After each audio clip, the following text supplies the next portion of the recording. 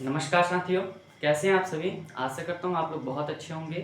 साथियों, आज के हम लोग इस वीडियो में कक्षा 10वीं संस्कृत के छठा पाठ भारतीय संस्कारा का अध्ययन करेंगे। इसके पिछले वीडियो में हम लोगों ने संस्कृत में आवेदन पत्र कैसे लिखें तथा बालक के शब्द रूप याद किस प्रकार करें, उसके बारे में चर्चा किया था। और उसके पहले वीडियो में हम लोगों ने 1 से लेकर 5 चैप्टर तक जितने भी चैप्टर थे उनके नोट्स के बारे में भी चर्चा किया था, और जितने भी सब्जेक्टिव क्वेश्चन और ऑब्जेक्टिव क्वेश्चन आते हैं और उस चैप्टर को सभी को अच्छे तरीके से हम लोगों ने पढ़ लिया था। आज के हम लोग इस वीडियो में भारतीय संस्कारा का अध्ययन करेंगे कि भारत के संस्कार होते क्या हैं। आपके बोर्ड परीक्षा की बात की जाए तो इस चैप्टर से 8 और 9 चैप्टर से मतलब कुछ ऐसे चैप्टर हैं जिनसे बहुत ज़्यादा प्रश्न पूछा जाता है। इस चैप्टर में बहुत ज़्यादा ऑब्जेक्टिव बनते हैं, इसलिए इस चैप्टर से क्वेश्चन पूछने की जो क्षमता होती है बहुत ज़्यादा होती है। इसलिए आप लोग इस चैप्टर को बहुत अच्छी तरीके से पढ़ें। आपके ऑब्जेक्टिव को मतलब जितने भी प्रॉब्लम है उनको दूर करने के लिए हमने यहाँ पे कुछ टॉपिक्स को अच्छी तरीके से सजा कर लिखा है, जिसको आपको पढ़ने में काफ़ी मतलब आपको याद करने में काफ़ी मदद मिलेगी। ठीक है, चलिए वीडियो का स्टार्ट करते हैं। हम लोग पहले भारतीय संस्कारा का अर्थ जान लेते हैं कि आखिर इस भारतीय संस्कारा का अर्थ क्या होता है।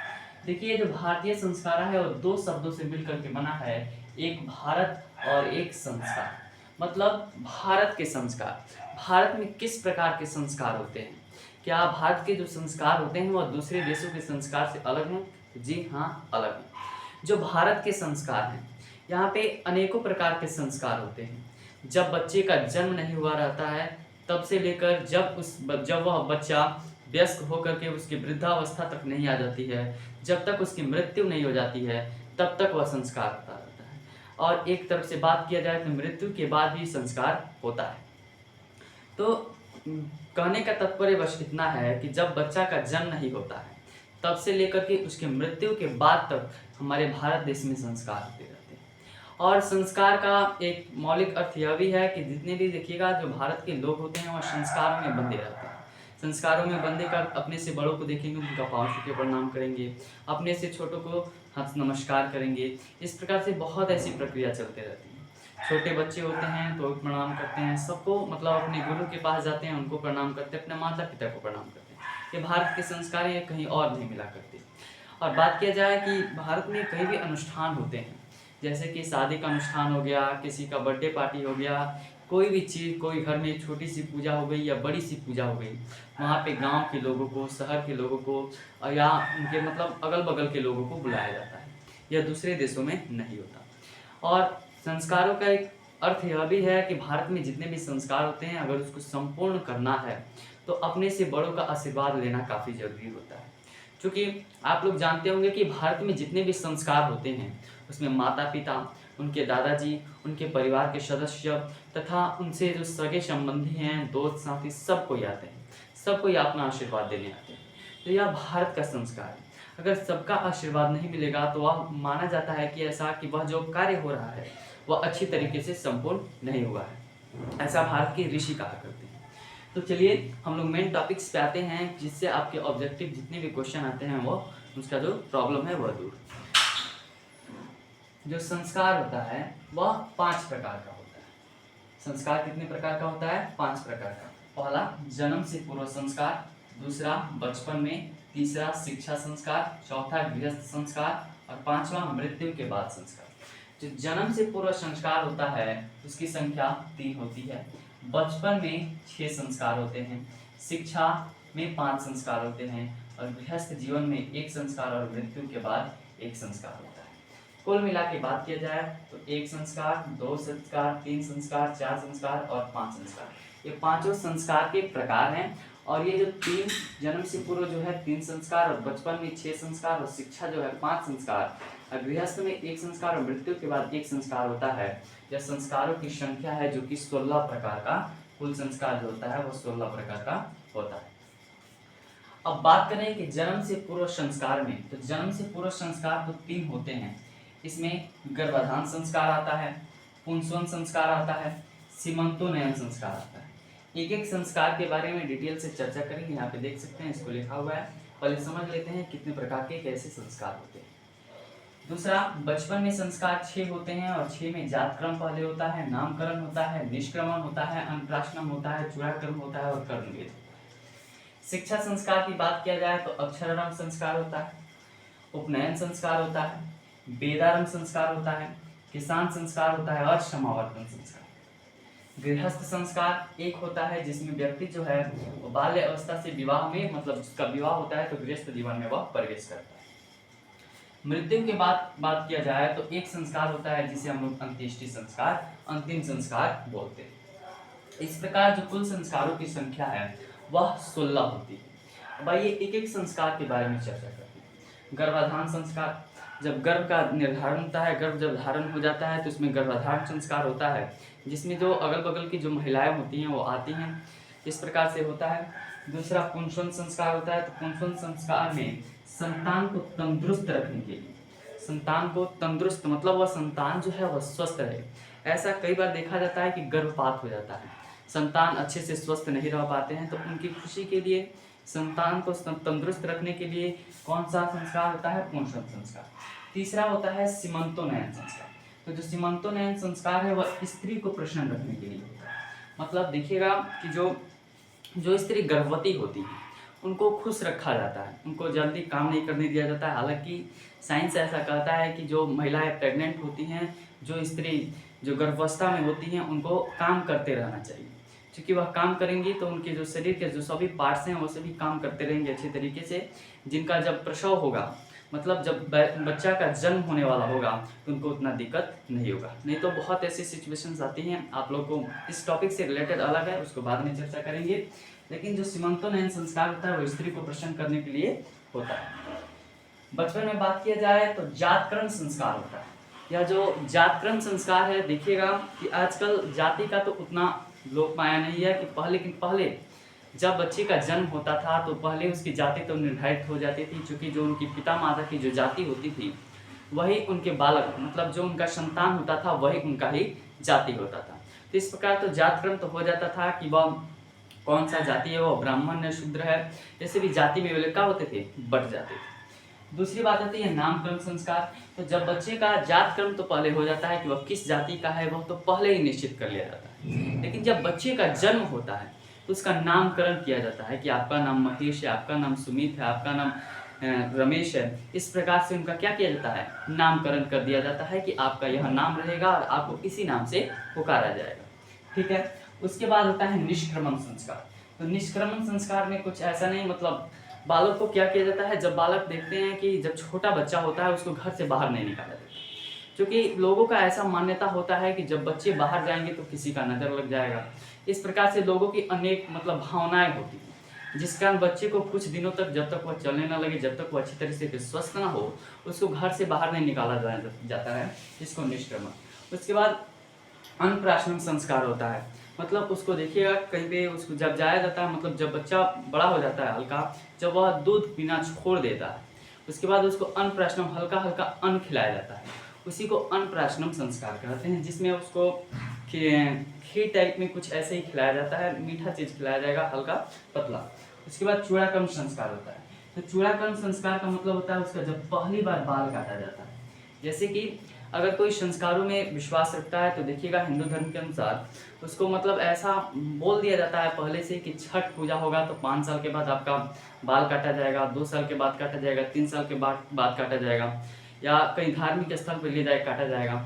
इस प्रकार से क्या होता है, चूड़ाकरण संस्कार होता है। जब बालकों का पहली बार बाल काटा जाता है उसको क्या कहते हैं, चूड़ाकरण संस्कार कहते हैं। उसके बाद कर्णवेद संस्कार होता है।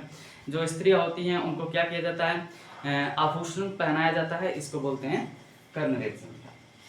उसके बाद शिक्षा संस्कार में आता है अक्षरारंभ संस्कार।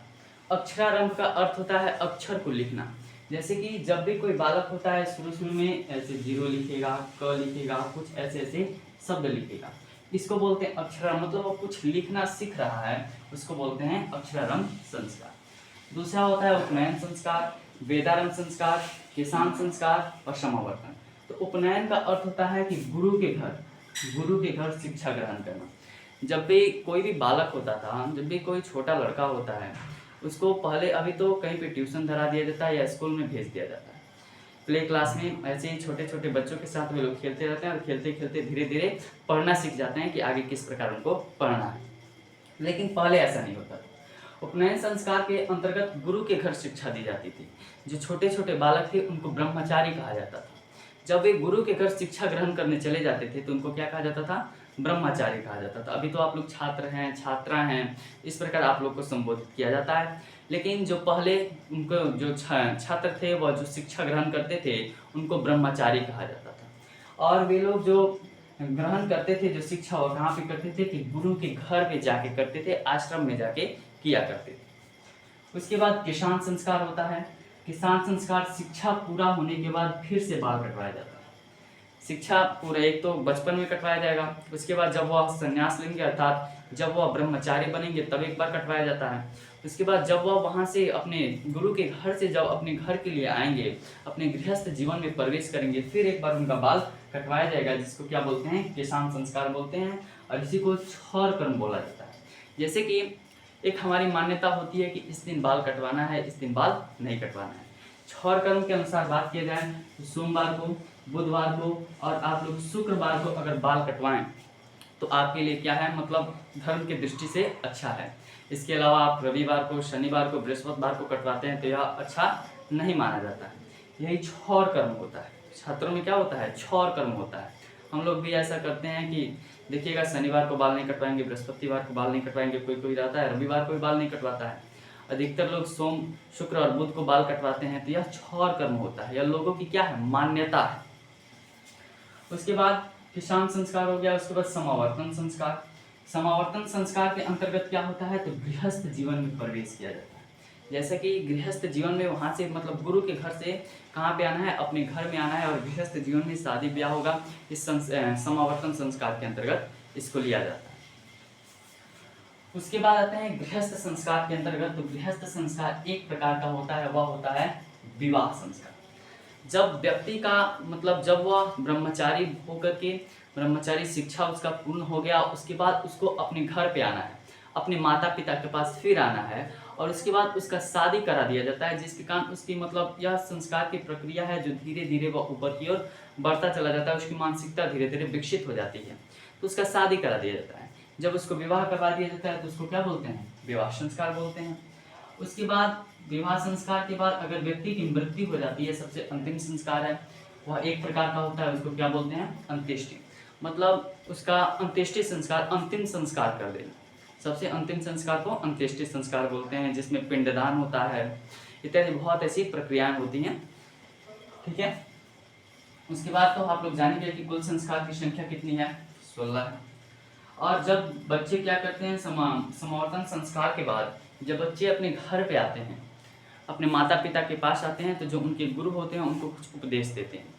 आप लोग भी जब 10th क्लास से बाहर जाइएगा, मतलब जब एग्ज़ाम देने जाइएगा, तो आपके भी जो शिक्षक होंगे जहाँ पे आप लोग स्कूल में पढ़ाई करते होंगे, वह भी आपको उपदेश देंगे कि आपको ऐसे ऐसे काम करना है। जैसे कि आपको हमेशा सत्य बोलना है, आपको अहिंसा के मार्ग पे चलना है और स्व अध्याय में आलस न करें। मतलब अपने आप के काम में या किसी की जब मदद करना है तो उसमें हम लोग को आलस नहीं करना चाहिए। उसके बाद बात करें तो विवाह संस्कार। तो विवाह संस्कार का इस चैप्टर में महत्वपूर्ण रोल है। इसमें विवाह संस्कार के अंतर्गत तो वागदान संस्कार आता है, मंडप निर्माण संस्कार आता है, वधु गृह वरपक्ष स्वागतम, मंडप निर्माण होता है, मंडप का निर्माण होता है। बहुत तरीके होते हैं मंडप के निर्माण में, ऐसे ही नहीं, कुछ खर काटा जाता है, कुछ मांस काटे जाते हैं, उसको अच्छी तरीके से सजाया जाता है, उसका पूजा होता है, इस प्रकार मंडप निर्माण होता है। उसके बाद वधु गृह वरपक्ष से स्वागतम। वधु का अर्थ होता है जो स्त्री होती है, जिनका जो लड़की होती है उनका शादी होता है, उनको वधु कहा जाता है। उनके घर में जो वर पक्ष, जो बारात लेके जो लोग आए होते हैं, उनका स्वागत होता है। वर वधु का निरीक्षण होता है कि क्या वह जो शादी करने योग्य हैं कि नहीं है, उनका अच्छी तरीके से मतलब पूछताछ देखभाल होता है। उसके बाद कन्यादान होता है। कन्यादान समझते ही हैं क्या होता है। अग्नि स्थापनम, अग्नि स्थापनम जो आग जला करके उसके फेरे लिए जाते हैं। पनिग्रहण संस्कार होता है, लाजाहुम संस्कार होता है और सिंदूरदान। लाजाहुम संस्कार मतलब एक तरफ से बोले हैं कि संस्कार जैसे कि कुछ लावा होता है, लावा को ऐसे ऐसे फेंका जाता है पीछे की ओर, या उस प्रकार से मतलब कुछ संस्कार होते हैं। तो ये हैं संस्कार, विवाह के संस्कार, जिनको आप लोग को अच्छी तरीके से याद रखना है। फिर से एक बार रिवाइज कर लेते हैं। आप इसको सभी को कॉपी पे लिख लीजिएगा। अगर आपको इसको नोट्स चाहिए तो आप हमारे टेलीग्राम चैनल एजुकेशनल ज्ञान केंद्र को जल्दी ज्वाइन कर लें। उसका लिंक मैं इस वीडियो के डिस्क्रिप्शन में दे दूंगा। इस वीडियो का जो फोटो है, पिक्चर है, उसको भी उस पर डाला जाएगा और इसके बाद इस चैप्टर का जो नोट्स है जो आपके लिए ज़रूरी है वह भी अपलोड किया जाएगा। इसलिए एजुकेशनल ज्ञान केंद्र टेलीग्राम चैनल को ज्वाइन करें। एक बार रिवाइज कर लेते हैं। तो संस्कार जो होता है वह 5 प्रकार का होता है। जन्म से पूर्व 3 गर्भाधान, पुंसवन और सीमंतोन्नयन। बचपन में 6 जातक्रम, नामकरण, निष्क्रमण, अन्नप्राशन, चूड़ाकर्म और कर्णवेद। शिक्षा में 5 अक्षरारंभ, उपनयन, वेदारंभ, कृषांत और समावर्तन। गृहस्थ में 1 विवाह संस्कार और मृत्यु के बाद 1 अंत्येष्टि संस्कार। कुल संस्कार की बात किया जाए तो 16, जिसमें उपनयन संस्कार का अर्थ होता है गुरु के घर शिक्षा ग्रहण करना। और जो प्राचीन समय के जो छात्र होते हैं उनको क्या कहा जाता है? ब्रह्मचारी कहा जाता है। किसान शिक्षा पूरी होने के बाद फिर से एक बार बाल कटवाना। और क्षर कर्म का अर्थ होता है कि सोमवार, बुधवार और शुक्रवार को ही बाल कटवाना है। और समावर्तन संस्कार का अर्थ होता है कि गृहस्थ जीवन में प्रवेश करना। और पुंसवन का अर्थ होता है संतान को तंदुरुस्त रखने के लिए संस्कार होता है। सीमंतोन्नयन का स्त्री को प्रसन्न रखने के लिए। और चूड़ाकर्म का पहली बार बाल कटवाने का, जब पहली बार बाल कटवाया जाता है उसको चूड़ाकर्म बोलते हैं। और जब छात्र अपनी शिक्षा पूरी करके गुरु के घर से जब अपने घर जाते हैं तो उनको उपदेश देते हैं, गुरु की सत्य बोलो और अहिंसा तथा स्वाध्याय में आलस न करें। विवाह संस्कार में वागदान संस्कार, मंडप निर्माण, वधु गृह, वरपक्ष स्वागतम, वर वधु का निरीक्षण और कन्यादान, अग्नि स्थापना, परिग्रहणम और राजम और सिंदूरदान अंत में होता है। ये निम्न संस्कार भारतीय संस्कार के अंतर्गत आते हैं। आप लोग को ऑब्जेक्टिव की दृष्टि से काफ़ी महत्वपूर्ण यह रहता है कि संस्कार कितने प्रकार के होते हैं, जन्म से पूर्व कितने संस्कार हैं, संस्कारों की संख्या कितनी है, विवाह संस्कार में कौन कौन से संस्कार आते हैं, आप लोग याद रखिएगा अच्छी तरीके से। बहुत चीज़ है इसमें, आप लोग को नोट्स दे दिया जाएगा, आप लोग उसको अच्छी तरीके से याद कर लें। आपको अगर यह वीडियो अच्छी लगी हो तो इस वीडियो को अपने दोस्तों के साथ ज़्यादा से ज़्यादा शेयर कीजिए। धन्यवाद, मिलते हैं अगले वीडियो में।